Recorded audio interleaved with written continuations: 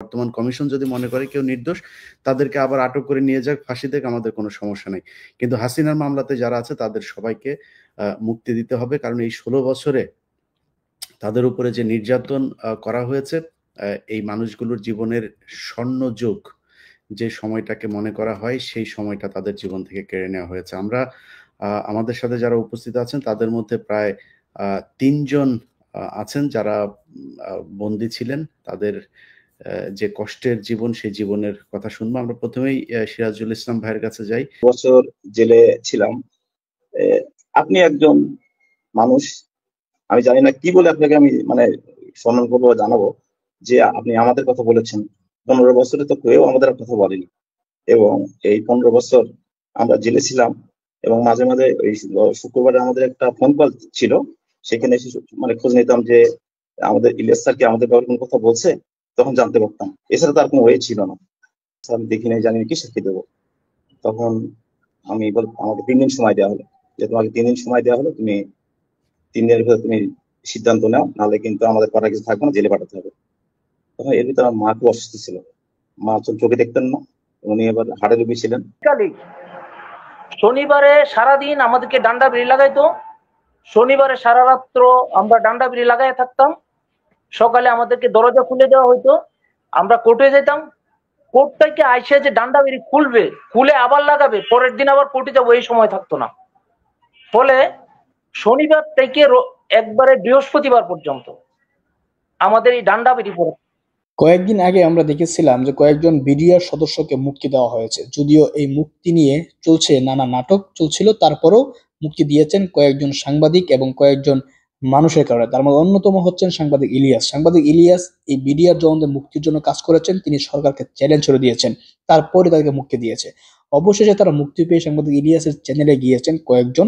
তো তারা সাংবাদিক ইলিয়াসকে ধন্যবাদ দিয়েছেন এবং তারা জানিয়েছেন জেলখানার ভিতরে আসলে তাদের সাথে কেমন আচরণ করা হয়েছে, বিদেশক এবং কোন সমস্ত মামলায় কোন অপরাধে তাদেরকে গ্রেফতার করা হয়েছিল, এবং 16 বছর তারা জেলখানা থেকেছে। তাদের আলোচনা শুনে বুঝতে পারবেন হাসিনা কতটা নির্দয় এবং কতটা পিশাচ চরিত্রের একজন মানুষ ছিল। চলুন আমরা ইলিয়াস সহ এই সমস্ত বিডিআর সদস্যদের আলোচনা শুনবো। আসসালামু আলাইকুম প্রিয় দর্শক, আমরা আজকে বিডিআর এর বিষয় নিয়ে কথা বলবো। আমার সাথে বেশ কয়েকজন সম্মানিত অতিথি আছেন, যাদের মধ্যে সদ্য মুক্তিপ্রাপ্ত বিডিআর এর জওয়ানরাও আছেন। আমরা আপনাদেরকে একটু খুব ছোট করে তথ্য জানিয়ে রাখি যে এখন পর্যন্ত 770 জন যে বিডিআর এর সদস্য আছেন, তাদের মধ্যে 277 জন, যেটা বলা হচ্ছে যে তারা সাজাপ্রাপ্ত, যারা কিনা আপনার ফাঁসির আসামি এবং যাবজ্জীবন আসামি, তাদেরকে তারা ছাড়বেন না। আমরা মনে করি যে যাবজ্জীবন এবং ফাঁসির আসামি যারা আছেন তারাই সবচাইতে বেশি নিরীহ এবং নির্দোষ। কারণ শেখ হাসিনার মামলাতে যারা ভালো মানুষ তাদেরকেই সে সব ক্ষেত্রে নির্যাতিত করেছেন, তাদের উপরে জুলুম নেমে এসেছে। অতএব আমরা তাদের মুক্তি চাই। কিন্তু সরকার বলেছিল যে যদি গত শুনানিটা পর্যন্ত হিসাব করি, যে যারা অন্তত খালাস পেয়েছে গত সরকারের আমলে 10 বছর, 5 বছর, 2 বছরের সাজাপ্রাপ্ত, তাদের সাজার মেয়াদ শেষ হয়েছে আরো 10 বছর, 5 বছর আগেই তাদেরকেও আটকে রাখা হয়েছিল, তাদেরকে অন্তত ছাড়বে।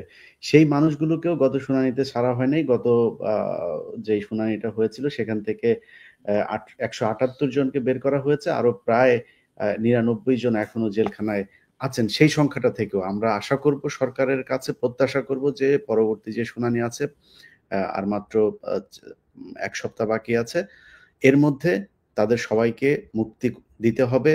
এবং বিডিআর এর হত্যা মামলাতে আমরা আগেও বলেছি, এখনো বলছি যে বিডিআর এর আমরা বিচার চাই। এই বিচারে যদি যারা মুক্তি পাচ্ছে তাদের মধ্যে যদি বর্তমান কমিশন, শেখ হাসিনার তদন্ত অনুযায়ী না, বর্তমান কমিশন যদি মনে করে কেউ নির্দোষ, তাদেরকে আবার আটক করে নিয়ে যাক, ফাঁসি দেক, আমাদের কোনো সমস্যা নেই।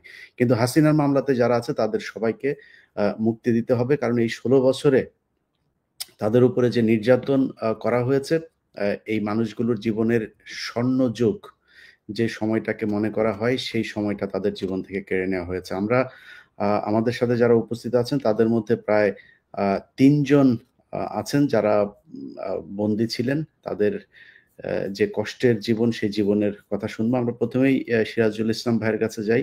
সিরাজুল ইসলাম ভাই, আমরা ছোট করে শুনি যে কেমন আছেন এখন, কেমন ছিলেন, কেমন কাটলো আপনার জেল জীবন? আসসালামু আলাইকুম।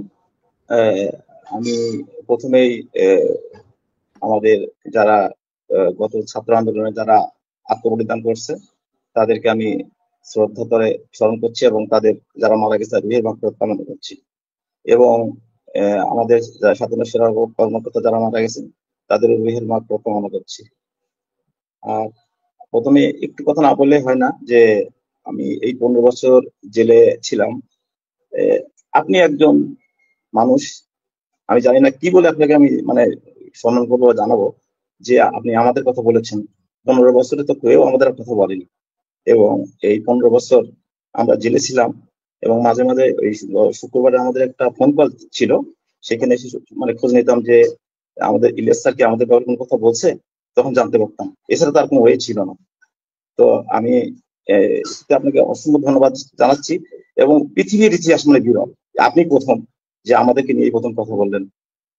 আমি এই ঋণ আপনার জন্য শোধ করতে পারবো না এবং আল্লাহর কাছে আমি সবসময় দোয়া করি, আমরা সবাই দোয়া করছি আপনার জন্য যে আল্লাহ আপনাকে যেন দীর্ঘায়ু করুক এবং আপনি যেন আরো অনেক বড় কোনো কিছু আমাদের জন্য করতে পারেন। এই জন্য আপনাকে আমি সবসময় দোয়া করি। আর আমাদের জেলের জীবন তো অনেক কষ্টের জীবন ছিল। আমি আমি একটু পরিচয় দিই, আমি মোহাম্মদ সিরাজ ইসলাম। আমি বিডিআর হাসপাতালের প্যাথোলজির ইনচার্জ ছিলাম, এনসিআইসি ছিলাম আর কি এখানে। তো এই ঘটনা যখন ঘটে তখন আমি প্যাথোলজিতে হাজির ছিলাম। যেহেতু আমার দরবারে কোনো নাম ছিল না, আমার দরবারে যাইনি, বাইরে কোথাও আমি যাইনি, প্যাথোলজিতে হাজির ছিলাম। এরপর আমি ওখানে থাকার পরে আমি সারাদিন ওখানে ছিলাম, পরের দিনে ওখানে ছিলাম, মানে 25-26 তারিখে 2 দিনে ওখানে ছিলাম। তো জাগার পরে আমি তখন বাসায় চলে আসি। এরপরে যখন আমাকে ডাকা হয় অফিসে, নিয়মিত অফিস করি। 9 সালে কোন রকম কোনো সমস্যা হয়নি।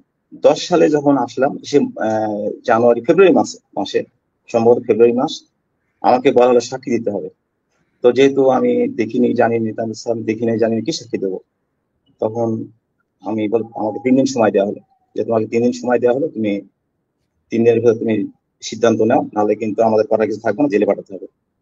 তখন এর ভিতরে আমার মা খুব অসুস্থ ছিল। মা চোখে দেখতেন না, উনি এবার হার্টের রোগী ছিলেন এবং ডায়াবেটিস ছিলেন। তো মাকে বললাম, মা আমার এই ঘটনা, কি করবো এখন? মা তখন বলছে, বাবা তুমি সাক্ষী দিও না, কারণ একদিন সবাইকে তুমি মরতে হবে, তুমি জেলে চলে যাও, তো 10টা ভাইকে তুমি ক্ষতি করো না। এখানে আরেকটু বলে রাখি, আমাকে ব্ল্যাঙ্ক কাগজে সইয়ের কথা বলা হয়েছিল, যে ব্ল্যাঙ্ক কাগজে সই করতে হবে অফসেট পেপারে। ওনারা আমাকে সাজিয়ে দিলে আমি সেটাকে আমি বলবো মাইকে গিয়ে, কিন্তু আমি এটাকে অস্বীকার করি। তারপরে আমাকে কি করলো, আমাকে লাস্টে 10 সালের ফেব্রুয়ারি মাসে শেষের দিকে আমাকে আবার সুযোগ দিল 7 দিন। ওই আমি একই কথা বললাম যে আমি সাক্ষী দেবো না, আমার ভাগ্যে যা আছে তাই হবে, এই কথা বলে আমি চলে আসছি। পরে 7 দিন পরে আমাকে আবার ডাকা হলো, ডাকার পরে আমি আবার গেলাম। যাওয়ার পরে আমাকে বললো সাক্ষী সই করো। আমি, স্যার আমি সই করবো না। কারণ হচ্ছে সই এই জন্যই করবো না, কারণ আমার মান নির্দেশ যে আমি যেহেতু দেখিনি, আমি দরবারে যাইনি, বাইরে বের হইনি, আমি তো হাজির ছিলাম এখানে। বলছে এগুলো কথা বলে লাভ হবে না, তাহলে জেলে যাওয়া লাগবে। আলহামদুলিল্লাহ স্যার, যদি আমার রিজিক রেজাল্ট থাকে অবশ্যই জেলে যাবো, করার কিছু নেই। পরে আমাকে স্যার মার্চ মাসের 10 তারিখে আমাকে একটা সুযোগ দেওয়া সকালের দিকে, যে শেষ সুযোগ। তখন আমি ডিনাই করছি, না আমি দিব না। পরে আমাকে 10 তারিখে আমাকে মানে 2010 সালের মার্চ মাসের 10 তারিখ, সম্ভবত বুধবার ছিল আমার যতদূর মনে হয়, ওইদিন আমাকে পাঠালো, আমাকে এবং আমাদের যে ইউনিটের হাফিজার মেজর ছিল সেলিম সরওয়ার, এই দুজনকে পাঠালো জিজ্ঞাসাবাদের জন্য আপনার ইয়েতে, এই মালিবাগ সিআইডিতে। পাঠানোর পরে সিআইডিতে ওখানে যারা কর্মকর্তা ছিলেন, ওখানে আমাকে বলা হলো যে আপনি সাক্ষী দেবেন না রিমান্ডে যাবেন। আমি সাক্ষী দিলে তো আমি ওখানে দিয়ে আসতাম, তার তো পিলখান থেকে আসতাম না। তারপরে ওনারা আমার যে পাশে যে হাবিজার মেজর ছিল, আমাদের ইউনিটের হাবিজার মেজর সেলিম সরওয়ার, ওনাকে বললে উনি রাজি হয়ে গেলেন। আমার সামনে উনি সই করলো এবং ওনাকে আবার আধা ঘন্টা 40 মিনিট পরে ওনাকে আবার ফেরত নিয়ে আসো পিলখানায়। কিন্তু আমি ওখানে ডিনাই করে দিয়েছি, না আমি সই করবো না এবং আমি যা আছে আমার ভাগ্যে তাই হবে, কিন্তু মিথ্যা সাক্ষী দিব না।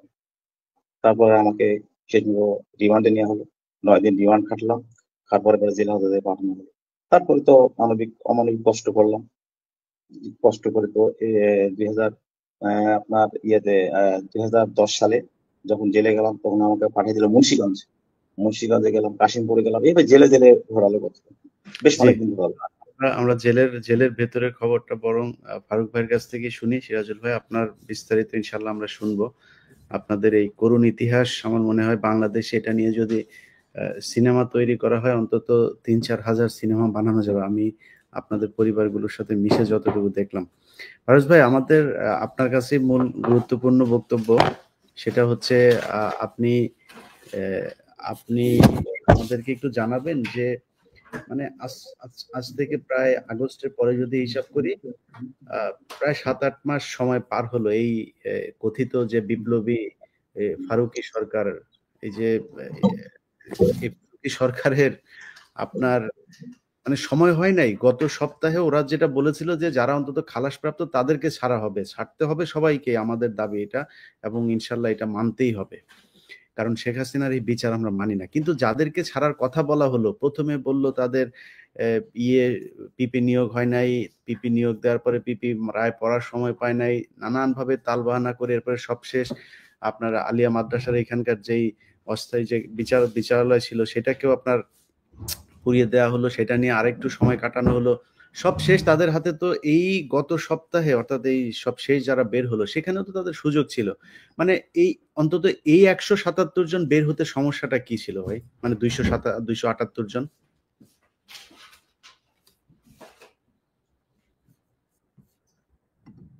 এবং কথা বলবার সুযোগ করে দেওয়ার জন্য অসংখ্য ধন্যবাদ। আপনার মাধ্যমে যারা শুনছেন তাদেরকে ধন্যবাদ।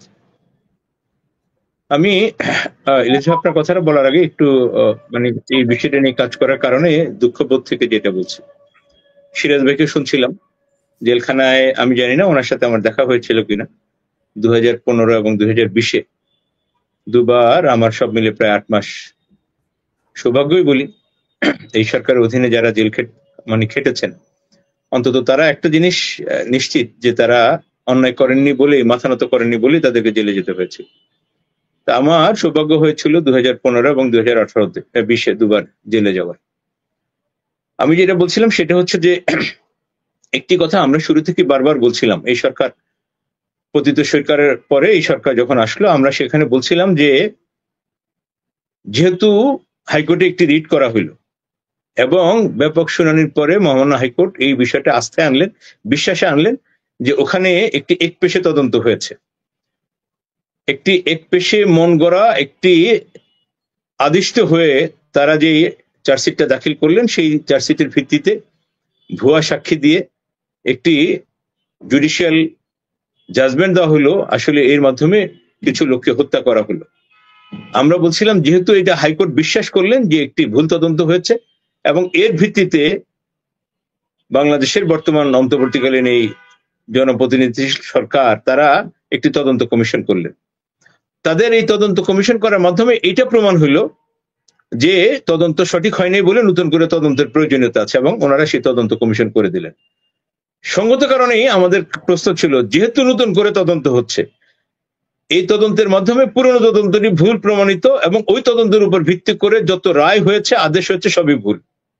সেখানে প্রত্যেকটা মানুষ যার খুনের অভিযোগে মৃত্যুদণ্ড হয়েছে অথবা যাবজ্জীবন হয়েছে অথবা বিভিন্ন মেয়াদে কারাদণ্ড হয়েছে, একইভাবে যিনি খালাস পেয়েছেন সবাই কিন্তু 17 বছর জেল খাটলেন, সবাই 17 বছর জেল খাটলেন। তার মানে কি, অনিয়ম অবিচারের মানে একেবারে শ্রেষ্ঠ উদাহরণ।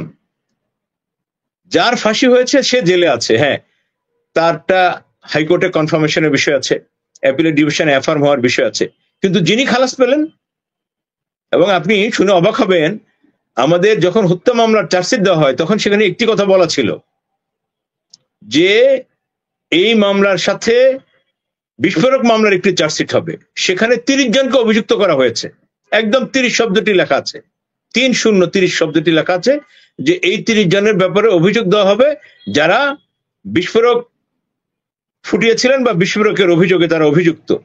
অথচ দেখা গেল কি, এই হত্যা মামলায় প্রথমত তারা যেটা করলেন সেটা হলো যে এই হত্যা মামলা যেহেতু একটি এফআইআর থেকে এই হত্যা মামলা এবং বিস্ফোরক মামলা হইলো, আমাদের দেশের এটাই হচ্ছে ইনস্টেন্স, এটাই কাস্টমস, দুটো মামলা একত্রে চলবে। একজন সাক্ষী যখন একটি মামলায় সাক্ষী দেবে, এই সেম সাক্ষী ওই মামলাটাও আবার যোগ হয়ে যাবে, তাকে নতুন করে সাক্ষী দিতে হবে না। সকল বাংলাদেশের বড় বড় মামলাগুলোতে এটা হয়েছে, কিন্তু তা ওনারা করলেন না, দুটো মামলাকে আলাদা করলেন। কি করলেন? হত্যা মামলা রায় দিয়ে যারা এখানে খালাসপ্রাপ্ত হইল তাদেরকে আবার ওই সেই বিস্ফোরক মামলা যেখানে ওয়াদা ছিল, লিখিত ওয়াদা, সিএসএ চার্জশিটে পুরোপুরি বলা ছিল যে 30 জনকে অভিযুক্ত করা হবে, সেখানে সকল খালাসপ্রাপ্ত আসামিদেরকে। আমার জানা মতে, যদি ভুল না হয় অঙ্কটা, 272 জন খালাস পেয়েছিলেন ট্রায়াল কোর্টে, সবাইকে ওখানে অ্যাড করে দিলেন। তার মানে যারা বিভিন্ন দণ্ড পেল তারা যেমন আটকে গেল, এবং এই দণ্ডের মেয়াদ যাদের শেষ হয়ে যাচ্ছিল তাদেরকে আবার বিস্ফোরক মামলায় নিয়ে আসা হয়েছিল। তার মানে এন্টার যে 824, সেখান থেকে 850 জন আসামি হইলো, এই 850 জন আসামিকে সবাইকে বিস্ফোরক মামলায় নিয়ে আসা হইল। এটি মানে একেবারেই পরিষ্কার হইল যে এটি একটি প্ল্যান গেম। এই বিডিআর কে ধ্বংস করে দেওয়ার জন্য এই নিরীহ বিডিআর সদস্যদেরকে এভাবে আটকে রাখা হলো। বলছিলাম যে তদন্ত কমিশন যখন হয়েছে, যখন নতুন করে তদন্ত চলছে, সঙ্গত কারণে পুরনো যারা ওই ভুল তদন্তের মাধ্যমে, ভুল রায়ের মাধ্যমে ভেতরে ছিলেন তাদেরকে ছেড়ে দেওয়ার কথা। এটি আইনের বিধান, দুনিয়া জুড়ে এটাই আছে। কিন্তু সেখানে আমাদের এখন পর্যন্ত যারা খালাস পেয়েছেন, যারা শুধু জজ কোর্টে খালাস পেয়েছেন, হাইকোর্টে এবং অন্য জায়গায় এই খালাসগুলির ব্যাপারে কোনো প্রশ্ন ওঠে নেই, এই ধরনের 178 জনকে ছাড়া হইল। এর মধ্যে প্রায় 90 জনের মতো আছেন যাদের ব্যাপারে কোনো প্রশ্ন নেই, তারা এখনো ভেতরে আছেন। এরপরে যারা বিভিন্ন মেয়াদে দণ্ড হইল, যাদের সার্ভ আউট হয়ে গেল, সেই অঙ্কটা যেমন এখনো রয়ে গেছে, একইভাবে যারা হাইকোর্ট থেকে খালাস পেলেন সেই অংশটা এখনো ভেতরে রয়েছে। মানে বিচারের নামে যে নির্মমতা এখনো চলছে। আগে যখন চলতো কালো কাপড়ে কালি লাগলে দেখা যায় না, কিন্তু সাদা কাপড়টায়, এই সাদা সরকারের আমলে যখন আমরা এই অবিচারের সম্মুখীন হচ্ছি, নিরীহ বিডিআর সদস্যরা যখন এখনো ডুকরে উকরে যাচ্ছে, তখন বেশি কষ্ট লাগে। এই জন্য বলছিলাম যে গত তারিখে আমরা আশা করছি গত ধার্য তারিখে 178 জনকে কিছুটা হইলো ছেড়ে দিয়ে কিছুটা হইলো পাপ মোচন হয়েছে। আমরা আশা করছি 10 ফেব্রুয়ারি এই তারিখে পুরোপুরি খালাসপ্রাপ্ত যারা ছিলেন তাদের সবাইকে তো দেওয়া হবেই, একই সাথে যাদের ইতিমধ্যে সার্ভ আউট হয়ে গেছে, যেটা within the jurisdiction of this learned court, এই কোর্টের অধীনে যেটুকু আছে এটুকুর শেষ বিন্দু পর্যন্ত বিডিআর এর সকল সদস্যরা যারা এই আইনের, এই সরকারের, মানে এই কোর্টের ক্ষমতার মধ্যে যারা আছেন, এই কোর্টের ক্ষমতার মধ্যে যারা আছেন, যাদের সার্ভ আউট হয়ে গেছে, যারা খালাস হয়েছিলেন, যারা কোথাও কোনোভাবে অ্যাপিলেট ডিভিশনের সাথে কোনোভাবে লিঙ্ক আপ না, তাদের সবাইকে গুনে গুনে হিসাব করে সবাইকে মুক্তি দেওয়া হবে, এটা আমাদের প্রত্যাশা। জি, ফারুক ভাই, আপনার ভেতরে কি অবস্থায় কেমন ছিলেন সেই অভিজ্ঞতাটা আমরা একটু শুনতে চাই।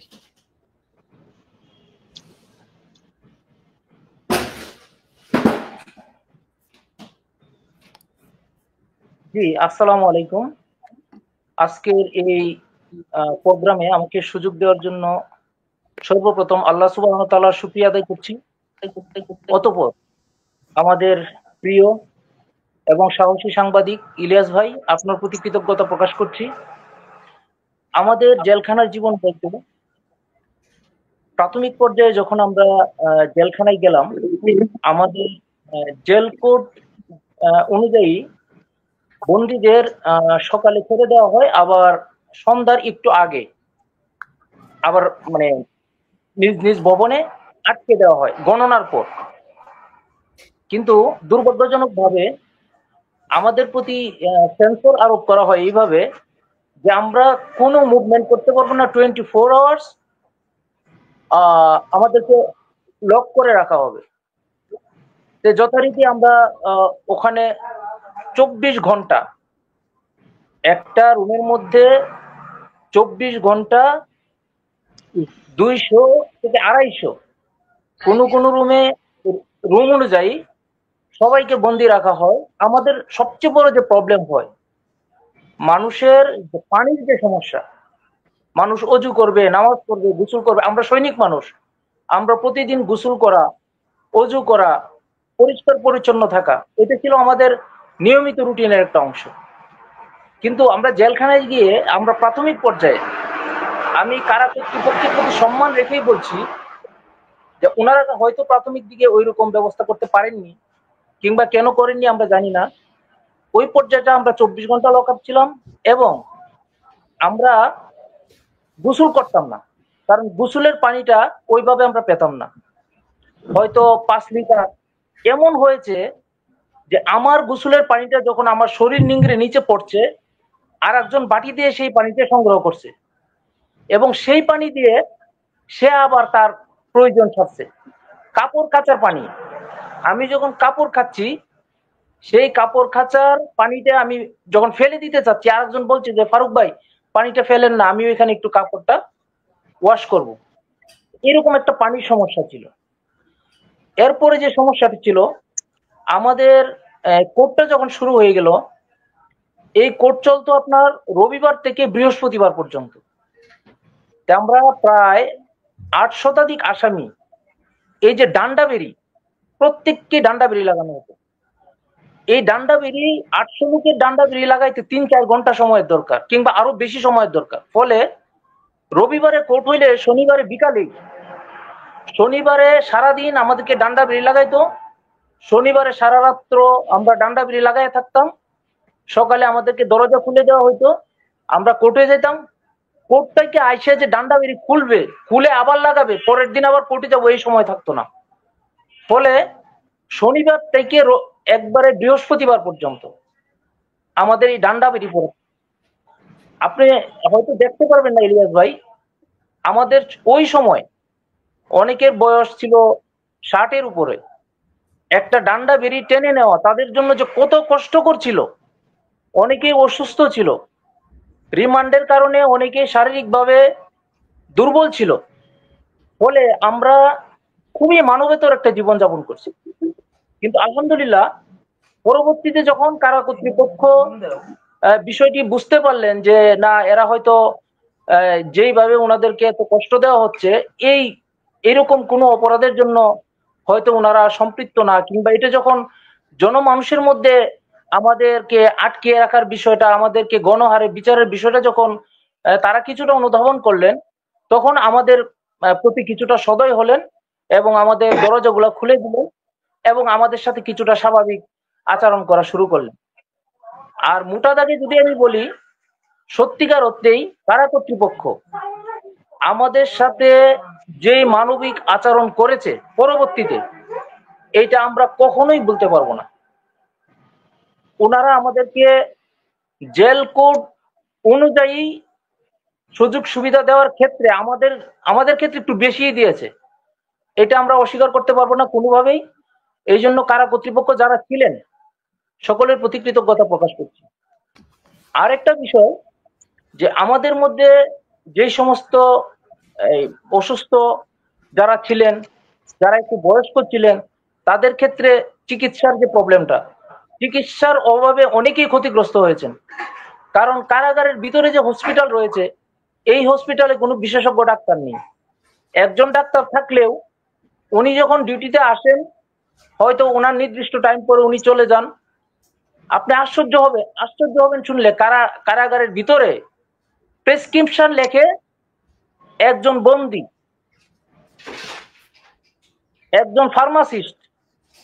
অথচ আমরা এখন জানতে পারি যে একজন ফার্মাসিস্ট মানে প্রেসক্রিপশন লিখতে পারবে না। উনি হয়তো ওষুধ গ্রুপ, কোন গ্রুপের সাথে কোন গ্রুপ, এটা মিলিয়ে দিতে পারবে। এই সমস্ত সমস্যাগুলো আমরা কারাগারে ফেস করছি এবং এখনো চিকিৎসার বিষয়টা আমাদের অনেক কমতি আছে। শুধু আমরাই না, কারাগারে যারাই বন্দী আছেন, কারাগারের হাসপাতালে ওইরকম কোনো আধুনিক সরঞ্জাম নাই এবং বিশেষজ্ঞ কোনো ডাক্তার নাই, অপারেশন থিয়েটার নাই। এত একটা কারাগারে 10,000 বন্দী থাকে। ঢাকা কারাগারে, কাশিমপুর কারাগারে অনেক সময় 3,000-এর অধিক হয়ে যায়। অনেক সমস্যা। ফারুক ভাই, আমরা এই বিষয়গুলো নিয়ে বিস্তারিত আলাপ করব। আজকে আমরা একটু সংক্ষিপ্ত করি। শাকিল ভাই, আপনাদের এই মুহূর্তে আমি দেখছি যে আপনাদের যারা আন্দোলন করছেন, এই আন্দোলনকারীদের ভেতরে কয়েকটা ভাগে আপনারা বিভক্ত। সেখানে কেউ কেউ খুবই নগণ্য একটা সংখ্যা যারা কিনা বলছেন যে করার জন্য, কি বলে, শুধুমাত্র যারা খালাসপ্রাপ্ত তাদেরকে মুক্তি চাচ্ছেন। মানে এটাই কি আপনাদের দাবি? আসসালামু আলাইকুম, ধন্যবাদ ইলিয়াস ভাই আমাকে কথা বলার সুযোগ করে দেওয়ার জন্য। দেখুন, প্রথমত হচ্ছে যে আমরা সকল নিরপরাধের মুক্তি চাই। এখন আইনি দৃষ্টিকোণ থেকে হয়তোবা প্রাথমিকভাবে খালাসপ্রাপ্ত যারা আছেন এবং যাদের সাজা শেষ হয়ে গেছে, তাদের আইনি কোনো বাধা নেই। সেদিক থেকে আমরা মনে করি যে তারা যে আইনের দোহাই দেওয়ার যে বিষয়টা থাকে, কারণ বাংলাদেশের আদালত সিস্টেমে যেটা যাদেরকে প্রথমে ছেড়ে দেওয়া যায় আমি মনে করি, তাদেরকে ছাড়তে যেহেতু বাধা নেই, তাদের মুক্তিটা আমরা প্রথমে চেয়ে নিই, মানে বাধা যেহেতু নেই সেটা আমরা চাচ্ছি। সেই সাথে যাদেরকে অন্যায়ভাবে দণ্ডিত করা হয়েছে, যেহেতু একটা পূর্ণ তদন্ত কমিশন গঠন হয়েছে স্বাধীন, আমরা বিশ্বাস করি এই স্বাধীন তদন্ত কমিশন এই পূর্ণ তদন্ত গঠন করাই হয়েছে যে হত্যাকাণ্ডের ষড়যন্ত্রকারী মূল নেপথ্যে কারা ছিল তাদেরকে ধরার জন্য, এবং এই হত্যাকাণ্ডের মূল ষড়যন্ত্রকারীরা ধরাছোঁয়ার বাইরে রয়ে গেছে। এটা বিভিন্ন গণমাধ্যম, বিভিন্ন মাধ্যম আমরা জেনেছি। তাই আমরা বিশ্বাস করি যে যাদেরকে অন্যায়ভাবে দণ্ডিত করা হয়েছে সে বিষয়টা এই তদন্ত কমিশন করবে, এবং আমরা চাই প্রত্যেকটা নিরপরাধ মানুষের মুক্তি। সেখানে অন্যায়ভাবে যারা দণ্ড দেওয়া হয়েছে তাদের মুক্তিও আমরা চাচ্ছি। এই কারণে চাচ্ছি তাদের বিষয়টা স্বাধীন তদন্ত কমিশন টেক কেয়ার করবে, তারা দেখবে যে সেখানে কাদেরকে অন্যায়ভাবে দণ্ডিত করা হয়েছে, কিভাবে দণ্ড দেওয়া হয়েছে। কারণ আপনি দেখেন যে আমি এক আঙ্কেলকে চিনি, তিনি সে সময়ে আপনারা এই ভাগটা কবে করলেন যে মানে যাদের দণ্ডিত হয়েছে তাদেরকে বাইরে তাদেরকে রেখে তারপরে শুধুমাত্র খালাসপ্রাপ্তদেরকে আইনের মাধ্যমে যাদেরকে খালাস দেওয়া হয়েছে তাদেরকে আপনি মানে মুক্তি চান, এই ভাগটা কবে করলেন আপনারা? এখানে ভাগ আমরা করি নাই। এখন আসলে দেখেন, আমি একজন এনটিটি, আমি একজন ব্যক্তি, আমরা যারা আছি তারা প্রত্যেকেই সবারই মুক্তি চাচ্ছি। আমি এখনো বলছি যে আমরা সবার মুক্তি চাই, প্রত্যেকটা নিরাপদ মানুষের মুক্তি চাই, এবং সেই সাথে যারা হত্যাকাণ্ডের সাথে জড়িত ছিল তাদের দৃষ্টান্তমূলক শাস্তি চাচ্ছি, এবং এই হত্যাকাণ্ডে যারা জড়িত ছিল তাদের সেটা তো আমরা সবাই চাচ্ছি, বিডিআর এর সবাই চাচ্ছে, কিন্তু কেউ আমি আপনাদেরকে বলেছি যে খুব নগণ্য একটা সংখ্যা এই ভাগটা করেছে। মানে এই ভাগটা হয়তো আমার ধারণা যে আমরা যে বিচার প্রক্রিয়াটা দেখেছি সেই বিচার প্রক্রিয়াটাতে শহীদ পরিবারের একটা আক্ষেপ আছে, বা শহীদ পরিবার বিভিন্ন সময় বলেছেন যে যারা ফাঁসি দণ্ডপ্রাপ্ত বা যাবজ্জীবন সাজাপ্রাপ্ত তাদের মুক্তির ব্যাপারে যেন কোনো সমঝোতা না করা হয় বা তাদের বিষয়টা যেন না করা হয়। এখন আইনি দৃষ্টিকোণ থেকে অনেক কিছুই থাকতে পারে, কিন্তু আমরা চাই যে যেহেতু এই বিচারটা একটা গণবিচার ছিল, এবং আমি খুব স্পষ্ট করে বলি আপনাকে, দেখেন একটা মানুষের কতভাবে বিচার হয়েছে। থেকে শোনেন ভাই, আইনি দৃষ্টিকোণ থেকে আপনার বাবা বের হয়েছেন, আইনি দৃষ্টিকোণ থেকে তো আপনার বাবাও শেখ হাসিনা থাকলে জেলেই থাকতো, এখনো বের হইতে পারতো নাকি? তো তাইলে আপনি আপনার বাবারটা মেনে নিলেন, আরেকজনেরটা মানবেন না, মানে এটা এখনো মেনে নি নাই। আমি কিন্তু আমার বাবার মুক্তি হয় জাস্ট জামিনে মুক্তি হয়েছে, আমার বাবার জামিনে মুক্তি হয়েছে, বিস্ফোরণ এখনো চলমান। আমরাও তো আমরা এখনো বলতেছি প্রহসনের মামলা বাতিল করতে হবে। তো সেটাই তো এখনো বলতেছি প্রহসনের রায় বাতিল করতে হবে। আপনি আবার আইন টাইন যে মানে শুরু করলেন, এই আইন টাইন গুলো আপনাদেরকে কে শিখাইলো এটা একটু বলেন তো, যে আইনের মাধ্যমে আপনারা বের হইতে চান, এই আইনটা কে শিখাইছে? আইন তো আমাদেরকে কেউ শেখায় না। আমাদের যখন আমাদের আদালতে যায় তখন মাননীয় আদালত আমাদেরকে আইনের ব্যাখ্যাগুলো শোনান। এখন আপনারা সেই আইন কি শেখ হাসিনারটা মানেন না বর্তমান সরকারের? আমরা কোন আইনকে সরকারেরটা মানেন? অবশ্যই বর্তমান সরকার আইনকে মানি আমরা। আমাদের এখানে একজন বিজ্ঞ আইনজীবী আছেন, তিনি এই জায়গাগুলো ব্যাখ্যা করেছেন যে আগের মামলাটাতে ত্রুটি ছিল, তদন্তে ত্রুটি ছিল, যেই কারণেই নতুন করে তদন্ত কমিটি গঠন করেছে। এই কমিশন গঠন করার 1 সেকেন্ডের পরে আগের যে তদন্ত, আগের মামলার কোনো কার্যকারিতা নাই, কারণ সরকার মনে করেছে কোনো মামলায় কি রায়ের পরে কি এই ধরনের তদন্ত হয় নাকি? কোনো মামলার জীবনে কোনোদিন হয়েছে? সো আপনার এটা তো আমাদের বুঝতে বাকি নাই যে আগের মামলাটাতে ত্রুটি ছিল, তো আপনারা হঠাৎ করে আবার এটা চাইলেন, এটা একটা গেল। আরেকটা জিনিস আপনাদের মানে আমি সরাসরি জিজ্ঞেস করি, বাংলাদেশের মানুষ যারা এই ভিডিও দেখছেন, যারা দেখবেন, আপনাদের কাছ থেকে কোনোদিন মানে আপনাদের জন্য সবচেয়ে বেশি কোনো সাংবাদিক যদি কাজ করে থাকে সেটা কে? একজনের নাম বলেন তো। আমি নিঃসন্দেহে আপনি এবং প্রথম থেকে কাজ করছেন। থেকে কোনোদিন কোনো টাকা পয়সা চেয়েছি নাকি? বরং তো আপনি টাকা চান নাই, বরং আপনি আমাদের এই যারা আন্দোলন বিভিন্ন সময়ে এই যে শহীদ মিনারে যে মানুষগুলো এসেছিল একটা সময়, এই 7 তারিখে 8 তারিখে গত, তখন আপনি তাদের জন্য একটা টাকাও পাঠিয়েছিলেন যে তাদের জন্য খাওয়া দাওয়ার জন্য ব্যবস্থা করার জন্য। না ওইটা সমস্যা নেই, ওইটা বলার দরকার নেই। আমি পাঠিয়েছিলাম সেটা বলার দরকার, আমি চাইনি তো টাকা। আপনাদের এই বিডিআর এর পরিবারগুলোর কাছ থেকে কি কোনো চাঁদা টাদা তোলা হয় নাকি, যে কোনো সাংবাদিকদেরকে দিতে হবে বা কাউকে দিতে হবে, এরকম কোনো টাকা টুকা তোলা আমার হয়েছে জানা মতে এরকম চাঁদা তোলা আমার জানা মতে জানা নাই।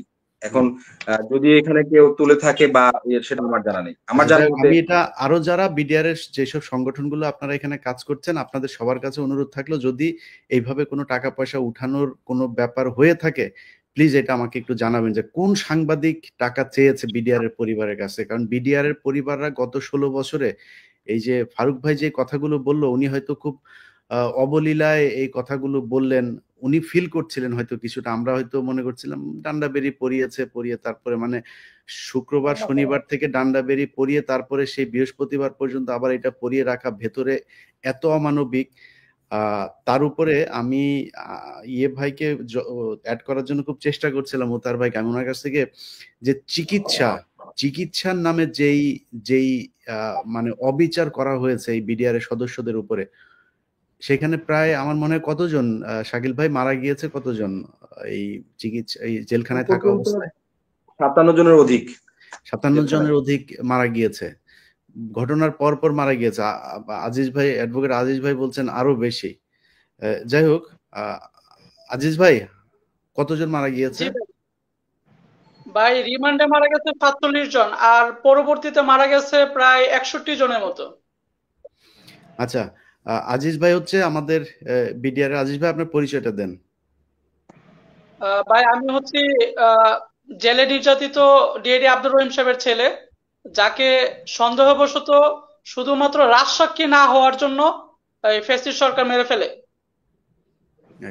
ওনার বাবা শহীদ হয়েছেন। এরকম অসংখ্য শহীদের ছেলে মেয়েরা রাস্তাঘাটে ঘুরে বেড়ায়। সেদিন যে কথাটা শাকিল ভাই বলছেন, আমি এই বিষয়গুলো আসলে পাবলিকলি কখনো বলতে চাই না। আমার খুব খারাপ লাগছিল যে রাত 12টা 1টা বেজে গিয়েছে, অনেকের কাছে শুনছিলাম কেউ খেতে পারে না, এদের থাকার জায়গা নাই, ফুটপাতে ঘুমিয়ে আছে। আমাদের দেশের সিনেমা দেখতে যাওয়া উপদেষ্টারা একটু দেখতে যাওয়ারও সুযোগ পায় না, ওনাদের একটু খাবারের ব্যবস্থাও করার সুযোগ পায় নাই। তো এই করুণ ইতিহাস বিডিআর এর, যে কারণে সেনাবাহিনীর কাছে আবারও বলতে চাই যে সেনাবাহিনীর ভাইরা, আমরা আপনাদের শক্তিশালী একটা সেনাবাহিনী চাই, কিন্তু আপনাদের ভেতরে খুনিদেরকে রেখে শুধু বিডিআর এর লোকজনদেরকে এইভাবে কষ্ট দিয়ে তাদের পুরো পরিবারগুলোকে ধ্বংস করে দিবেন। যে কজনকে সাজা মওকুফ করা মানে করা হয়েছে, খালাস দেওয়া হয়েছে, এর আগে যারা ছাড়া পেয়েছে তাদেরকে একজনকেও তো চাকরিতে নেন নাই কেন? তারা তো নির্দোষ, এই জন্যই তাদেরকে ছাড়া হয়েছিল, তাদের চাকরিতে নেন নাই কেন? এখন যাদেরকে ছাড়া হচ্ছে তাদেরকেও কোনো পুনর্বাসনের কোনো কথা আমরা শুনছি না। যাই হোক, আমি সবার কাছে ক্ষমা চাচ্ছি, আমার একটু খুব জরুরি কাজ রেখেও আমি লাইভে এসেছিলাম শুধুমাত্র এই কথাটা বলার জন্য। 8 তারিখের আগে অবশ্যই আমরা আরেকটা লাইভ করব। পারভেজ ভাই আপনাকে দিয়ে আমরা শেষ করব। আমি এক মিনিট যদি একটু সময় দেন আজিজ ভাই, আমি আপনাকে নেক্সট একদিন কথা বলার সুযোগ দিব। আমি পারভেজ ভাইয়ের কথা শেষ করে তারপর শেষ করি। পারভেজ ভাই, আমি যুগ যুগ ধরে দেখবেন যে সব স্বৈরশাসকরা, ষড়যন্ত্রকারীরা একটা পলিসি মেনটেন করে গোটা দুনিয়াতে, সেটা হচ্ছে ডিভাইড অ্যান্ড রুল। আমাদের কষ্টের বিষয়টা হয়েছে এই যে আজকে বিডিআর এই নির্যাতিত সদস্যরা নানান ভাবে নিগৃহীত যারা, তারা একটি পর্যায়ে এসেছে, এবং আব্দুল আজিজ যে হিসাবটা দিলেন তাতে সব মিলে 108 জন নানান ভাবে রিমান্ড থেকে শুরু করে জেলখানায় অদ্যাবধি মৃত্যুবরণ করেছে, শহীদ হয়েছে। এই অবস্থার মধ্যে আপনি যেখানেই থাকেন না কেন, আপনি আর্মিতে থাকেন, যখন বিডিআর আসছেন তখন আপনি বিডিআর এর পোশাক পরছেন, আপনি পুলিশে থাকেন, আপনি আনসারে থাকেন, আপনি যখন র্যাবে আসতেছেন তখন র্যাবের পোশাক থাকেন, আপনি তখন র্যাব। আপনি কি পুলিশ ছিলেন না আনসার ছিলেন এটা ম্যাটার করে না, আপনি নেভি ছিলেন না এয়ারফোর্স ওইটা ম্যাটার করে না। আপনি যখন আর্মিতে ছিলেন, আপনি যখন বিডিআর এসেছেন তখন আপনি বিডিআর। আপনার শুরুটা বিডিআর এর চাকরি থেকে, যেদিন শুরু সেদিন থেকে আপনি বিডিআর। আমরা মনে করেছি যে এই বিডিআর এ আসার কারণে, এই বিডিআর এ আপনাদের সহ্য বীর্যের কারণে, ভালো ভূমিকার কারণে, দেশের অতন্ত্র প্রহরীর মতো ভালো ভূমিকা পালন করার কারণে এই নির্দয় নির্যাতন আপনাদের উপরে নেমে এসেছিল। সো আমরা আশা করেছিলাম যে আপনারা যারা ভেতরে আছেন, যারা মারা গেছেন, সবার পক্ষে আপনারা একটি ইউনাইটেড ঐক্যবদ্ধ অবস্থান নেবেন। কিন্তু ওই যে পেছনে ষড়যন্ত্রকারীরা কি করলো, আমাদের মধ্যে একটি ডেভিয়েশন তৈরি করে দিল। এই ডেভিয়েশন যেন না হয়, এই জন্য আমি বিনয়ের সাথে বলতে চাচ্ছি যে যেদিন আমাদেরকে মেরেছে, আচ্ছা কাজের মেয়েটাকে মেরেছে, ইমাম সাহেবকে মেরেছে, আপনি আর্মির 57 জনকে মৃত্যুর কথা বলছি, যেটা আমাদের রক্তক্ষরণ হয়। এবং পারভেজ ভাই কিন্তু ইমাম যারা সাহেবকে ওই তো যে 74 ঠান্ডা জন বাকি মাথায় যারা মারা খুন গেল, করা হয়েছে, ঠান্ডা মাথায় এই ইমাম জন্য আমরা সাহেবকে বলছি খুন যে করা হয়েছে। জি এই জন্য আমরা বলছি যে এখানে এটা ওরা নাম দিয়েছে কি বিডিআর মিউটিনি। হুম, সো আপনি যেভাবে বলেন, দয়া করে আমরা বিনয়ের সাথে বলতে চাচ্ছি, আমরা যে যেখানে থাকি না কেন, আমরা যারা খালাসপ্রাপ্ত, যারাও জেল খেটেছি, যাদেরকে অন্যায়ভাবে ভুলের মাধ্যমে খুনের অভিযুক্ত করে ফাঁসি দিয়েছিল, তারাও কিন্তু জেল খেটেছি। সো এই ভুল আদেশের ভিত্তিতে আছে, আমরা যেন অন্তত শেষ বিন্দু দিয়ে একত্র থেকে, ঐক্য থেকে আমরা যেন এই মুক্তির ব্যবস্থাটা করি। আমাদের মধ্যে এই কুশীলবরা, ষড়যন্ত্রকারীরা যেহেতু নতুন করে তদন্ত শুরু হয়েছে, ওদের গা জ্বালা ধরেছে, ওরা আমাদেরকে নানান ভাবে টোপ দিয়ে আমাদের মধ্যে একটা পৃথকীকরণ করার চেষ্টা করছে। আমি বিনয়ের সাথে বলছি, বিডিআর এই ঘটনার সাথে যারা জড়িত ছিলেন, যারা নিহত হয়েছেন তাদের পরিবার, যারা আহত হয়েছেন তাদের পরিবার, যারা জেল খেটেছেন তাদের পরিবার, সকলের জন্য একটি বিন্দুতে থেকে আমরা ন্যায় বিচারের জন্য একটা স্লোগান তুলি এবং সবার মুক্তি চাই। এখানে কোনো আমাদের মধ্যে কোনো বিভক্তি ওই কুশীলবরা, ষড়যন্ত্রকারীরা সুযোগ নেবে। আমি বিনয়ের সাথে বলছি, দয়া করে এটা করবেন না। এক্স্যাক্টলি, আমি পারভেজ ভাই যে কথাগুলো বললেন, এই কথাগুলো বলেই হয়তো আমি আমার প্রোগ্রামটা বোধহয় শেষ করতাম। আপনাদের সবার কাছে অনুরোধ থাকবে, আমি জানি এখানে কত ষড়যন্ত্র হচ্ছে, কারণ আমাকেও নানানভাবে অনেক ধরনের প্রলোভন, অনেক কিছু বলা হচ্ছে। তো আমি সবাইকে যে কথা বলেছি পাবলিকলি সে একই কথা বলছে। আমার নিঃশ্বাস থাকা পর্যন্ত বাংলা সিনেমায় ছোটবেলায় দেখেছি যে ওই যে শ্রমিকদের যে থাকে, সেখানে একজন শ্রমিক নেতা থাকে, সে যায় তারপরে গার্মেন্টসের মালিকের সাথে মিলে সব শ্রমিকদের টাকা পয়সা যে দাবির জন্য আন্দোলন শুরু করে, সেই আন্দোলন না মেনে শ্রমিক নেতাকে কিছু টাকা পয়সা দিয়ে তারপরে গার্মেন্টস মালিক সেই শ্রমিকদেরকে বঞ্চিত করে। তো আমার মনে হয় এখানেও সেই কাজগুলো হচ্ছে। কিছু নেতাদেরকে সেনাবাহিনীর লোকজন টাকা পয়সা দিয়ে আপনাদেরকে ভেতরে বিভেদ তৈরি করার চেষ্টা করছে। আপনাদের কাছে অনুরোধ করব ভাই, আপনারা কষ্ট করেছেন, আপনার পাশের যে ভাইটা, সেই ভাইটার কথা ভুলে যায়েন না। আলেমরা যেভাবে জেলখানা থেকে বের হওয়ার পরে তার ভাইদেরকে ভুলে গিয়েছে, আপনারা সেভাবে ভুলে যায়েন না। আপনাদের সবাইকে বের করার জন্য যা যা করা প্রয়োজন, আমার বিশ্বাস আপনারা সেই কাজটা করবেন। আজিজ ভাই, আপনি মনে হয় কিছু একটা বলতে চাচ্ছেন, আপনাকে দিয়ে শেষ করে দিই। ভাই, বিষয়টা হচ্ছে যে আমি এখন সন্দেহের মধ্যে আছি, এই জন্য এই 5 আগস্টের পরে যেভাবে আমাদের আঙ্কেলটা যেভাবে অসুস্থ হচ্ছে, এটা আমার সন্দেহের একটা কারণ হয়ে দাঁড়াচ্ছে। কারণ গত কয়েকদিন আগে আপনার মাধ্যমে জানতে পারছি, এবং চিকিৎসা থেকে শুরু করে কোনো কিছু এখন আর তাদের করানো হচ্ছে না। আমি মনে করতেছি যে তদন্ত কমিশন পর্যন্ত তারা যাইতে পারবে কিনা এটা নিয়ে সন্দেহ আছে। কারণ যেভাবে অসুস্থ হচ্ছে, যেমন ভাবে আমার বাবা মারা গেছে, যেমনই ভাবে সাইদি সাহেব মারা গেছেন, আল্লামা সাইদি সাহেব, এবং নাসিরউদ্দিন আহমেদ পিন্টুকে যেভাবে মারা হয়েছে, আমার সন্দেহটা এখন যে বিডিআর সদস্যদেরকে নিয়ে এভাবে মেরে ফেলা হয়। আমার এই জায়গাটা খুবই সন্দেহ ভাই। আপনি বলতে সুযোগ দিচ্ছেন, এই জন্য আপনাকে ধন্যবাদ। আর আমরা ন্যায় বিচারের সব সময় কথা বলছি, আমাদেরকে ভুলভাল বোঝানো হয়েছে, জাতির সামনে ভুল মেসেজ উপস্থাপন করা হয়েছে। আর আপনার মাধ্যমে আমার এই একটা মেসেজ যে এই জেলখানায় যারা আছে তারা যেন একটা সুচিকিৎসা পায়, এবং তারা যেন খাবার দাবার বা জেল কোড অনুযায়ী যতটুকু সুবিধা পাওয়ার কথা, এই 5 আগস্টের পরে তাদের প্রতি অন্যায় হচ্ছে, এই বিষয়টা আমি আপনার মাধ্যমে তুলে ধরলাম। আর বিশেষ করে জুবাইর আঙ্কেল সহ যারা অসুস্থ, তাদের মনে হচ্ছে যে দর্শক, আলোচনা শুনেছেন, শুনে বুঝতে পেরেছেন যে হাসিনা কেমন ছিল। সামান্য পরিমাণ সাক্ষ্য না দেওয়ার কারণে তাদেরকে 16 বছর জেল খাটতে হয়েছে, 17 বছর জেল খাটতে হয়েছে। তারা হাসিনার পক্ষে সাক্ষী দিতে রাজি হয়নি। আর এই মানুষগুলোকে অবশ্যই আমরা দেশপ্রেমিক বলতে পারি, ভালো মানুষ বলতে পারি। তারা যদি হয়তোবা সাক্ষ্য দিত হাসিনার পক্ষে, তাহলে হয়তোবা তারা টাকা পয়সা পেত, সুযোগ সুবিধা পেত, অনেক কিছু পেত। কিন্তু তারা সেটার প্রতি লোভ না করে মানুষের জীবন যেন বৃথা চলে না যায়, তার জন্য তারা হাসিনার পক্ষে তারা সাক্ষী দেয় নাই। এই জন্য তারা 16 বছর জেল খেটেছেন। সাংবাদিক ইলিয়াসকে ধন্যবাদ দিয়েছেন। আসলে তাকে ধন্যবাদ দিলে ছোট হয়ে যাবে। তাকে আসলে মানে তার যে অবদান, তার যে এই কাজ, যেই কাজের প্রাপ্য যদি তাকে দিতে হয়, হয়তো বা বিরিয়ার জওয়ান দিতে পারবেন না, একমাত্র আল্লাহ রাব্বুল আলামিন যদি তাকে দেন। কারণ তবে আল্লাহ তাআলার ইশারা আছে থেকে মুক্তি হয়েছে, কিন্তু তারা যে চেষ্টা পরিশ্রম করেছেন সেটা মানে বলবো অতুলনীয়। সেটা প্রকাশ করার মতো হয়তোবা কোনো পন্থা নেই। কারণ এই কাজ নিজের খেয়ে কেউ করতো না। কারণ আমি দেখেছি বাংলাদেশে অনেক সাংবাদিক রয়েছেন, অনেক বিশেষজ্ঞ বুদ্ধিমান রয়েছেন, তারা কিন্তু কেউ এটা নিয়ে ততটা কি করে নাই যতটা কি সাংবাদিক ইলিয়াস হোসেন করেছেন।